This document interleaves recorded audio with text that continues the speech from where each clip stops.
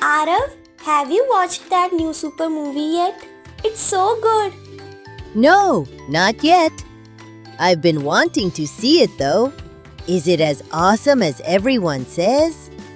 Oh, definitely. The action scenes are incredible and the special effects are out of this world. Sounds amazing.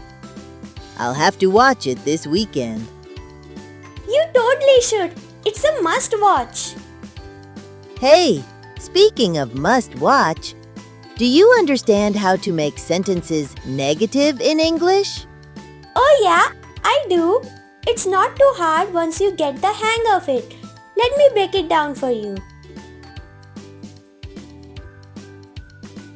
Making sentences negative is like adding a twist to them.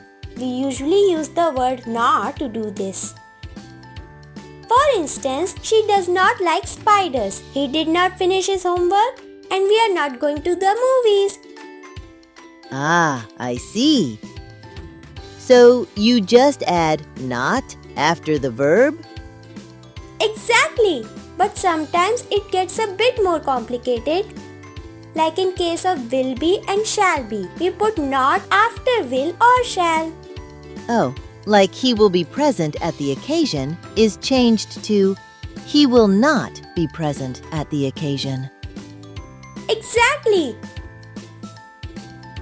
You know, when the verb consists of more than one word, like is playing or will be eating, we add not after the first word.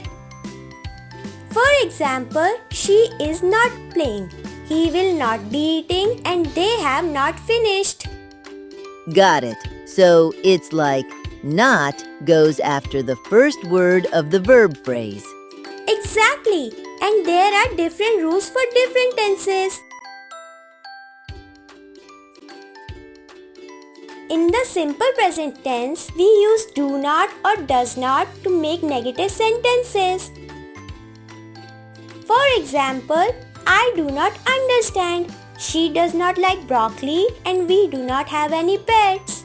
Ah, so it's do not for most subjects and does not for he, she, and it. Exactly. And when we are talking about the past, we use did not. In the simple past tense, we use did not to make negative sentences. For example, I did not see him. She did not finish her homework and they did not go to the party. Got it. Did not for everything in the past. Exactly. And one more thing, negative commands or imperatives.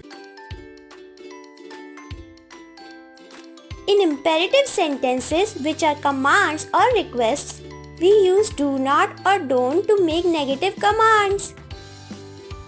For example, do not touch the stove, don't forget to turn off the lights, and do not run in the hallway. Ah, I see. Do not or don't for commands. That's important to remember. Exactly. Now you've mastered the art of negative sentences.